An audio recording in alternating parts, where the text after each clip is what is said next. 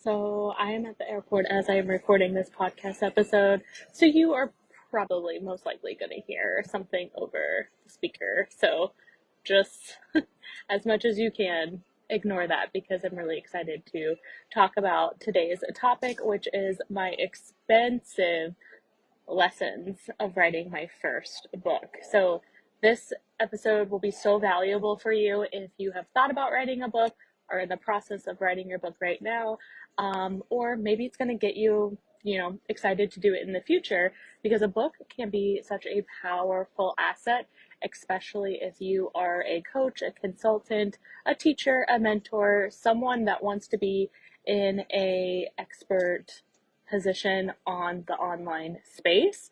Super powerful because most people will not take the time to write a book, and so you're already positioning yourself above everyone else in your industry, and that is invaluable. So this episode is not to scare you, it's to inform you. And whenever I do something once, I learn from it and I do better the next time. So I'm going to save you a lot of money. You can learn from my mistakes so you don't have to make them. I want to give a shout out to our podcast sponsor for the day, which is my dear friend and Inner Circle member, Rebecca. She is the CEO of Authors Allies by Blue Dot. And I love how simple her little blurb is. She said, "You wrote a book and Author Allies helps you promote and sell it." Can't think of an easier way to describe what she does. She's actually doing free brainstorming sessions, and you can go to Author Allies, ALLIES.com. I'll make sure we put everything in the show notes for you as always. And I just love Rebecca so much. I actually did not know her when I wrote this book, so I will know way better and hire her for support in my launch because it is a whole lot of work. So let's dive into all the juiciness today. So I wrote Your Journey to Six Figures almost 3 years ago, and it was on my heart to write, and it was all about a path and strategies to make six figures in your business. And ironically enough, I am going to update the book this summer, and I am so excited because I'm going to relaunch the same book as if it's a brand new book. So you're getting insider information on here. So I worked so fucking hard on this book that it deserves to get out to more people. And there's so many people that don't even know that I wrote a book, right? Maybe you just started following me. Maybe I didn't talk about it enough, and you haven't read or listened to the book. So I am doing a whole refresh on the book, updating it of what I believe now, and relaunching it around my birthday, which is in August. So super excited about that. It will feel like it's a new book. It will have updated information in it, and I'm going to take all of the lessons that I'm sharing with you in today's episode and do better. Okay, before I do my next book, because that will take time to write, and that is my goal for 2024. Okay, so I'm why wait? Let's relaunch what we already have. I love the saying, use what you have and keep moving forward. So I have four main lessons that I learned. There's so many, but four main lessons. So this actually, I might even have more, just knowing me, but the top four, and I'll dive into them deeper, but number one, I did not pre-sell my book. I always talk about pre-selling. Why did I not pre-sell my book? Maybe I didn't want the pressure.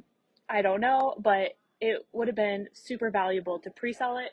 And sometimes pressure is good. So that is number one. Number two, I did not charge for the book. I spent so much time, money, and energy pouring my heart into this book, and I did it. Basically, it was a free book plus the shipping and handling. So we really didn't make anything on it by the time we printed the books, shipped them, had team members handling them, all the things. Why did I not charge? Probably a money block, right? So now Nellie 2023 is charging, is charging. And I'm super excited to charge. So I didn't charge for the books. and I regret it. And lesson number 3 is I did not plan enough time in the launch period, meaning like I wrote the book, I got it edited, we got it up on Amazon, we ordered the books. Like it was such a rushed process for putting so much time and energy into it. I apologize for the background noise. It is what it is. But uh, I rushed so freaking much. For what reason? Like, why? Why did I rush so much? And I didn't take the proper time to plan out a thorough strategic launch. And I felt like I was flying by the seat of my pants. And so there's only so much you can do when you're flying by the seat of your pants. Now, Nellie 2023 likes to do a mixture. So I still do, I'm not going to lie. I am very spontaneous. I get creative ideas, I run with them, and I don't look back. But like there's just a whole different way of being. I already have most of my June content planned out. Most of the May content that you've been seeing was already planned, scheduled, besides live videos. It's all been planned out, all thought out. There's lots of strategy involved in it. And so there's just a whole new vibe to who I am. And so next time that I do a book launch, there'll be so much more planned strategy. And then yes, like open to all the spontaneous creative ideas. But when you're just relying on that, it can be so irregulating to your nervous system, and it can be so stressful. For what reason, right? And then lesson number 4 is I did not keep talking about the book. So we like had this rush launch, and then I like wiped my hands clean, and then just like kept moving. And then like every now and then I would talk about it, but I spent so much time and energy and money on it.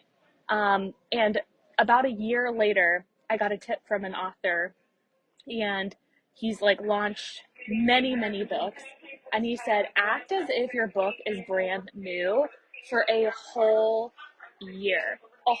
Like obviously you can launch and do other things, but treat your book like it's brand spanking new, because to somebody it will feel that way. They won't know that you've been launching your book for a year. And so that was just like a really good piece of advice. So these were my top 4 lessons. There were so many more. Not having like a timeline of a writing schedule with like mini deadlines, not having rewards and celebrating. Like I acted like it wasn't even a big deal that I wrote a book. And like we had a launch party, which I am proud of that.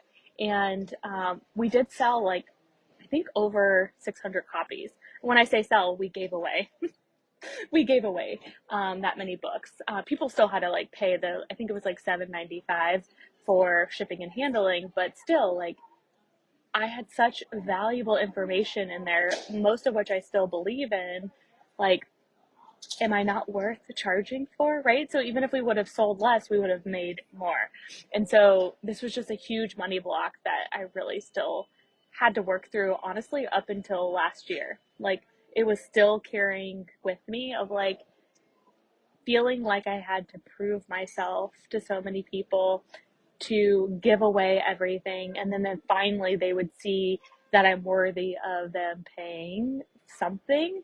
And I do think that there's a strategy in doing free things. Don't get me wrong, I still do free content still to this day, but there's a balance. And for so many years it felt out of balance, and the intentions were deep down like a popularity contest, rather than like, oh, this feels good to give this gift to somebody, right?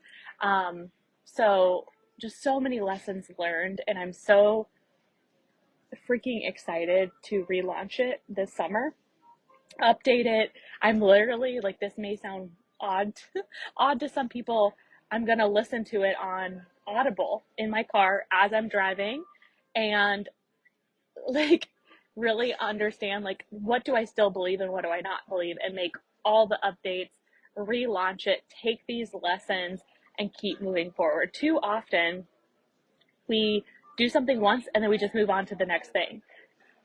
When we can go back to the same exact thing, take our lessons, tweak and modify, and then go back out to the marketplace, this is when we can really collapse time. Because when we have to redo stuff obviously we become stronger, better, and faster. But when it's a whole new thing, it's new to your audience, it's new to you, right? You have to make a new sales page. There's a new strategy, there's new content.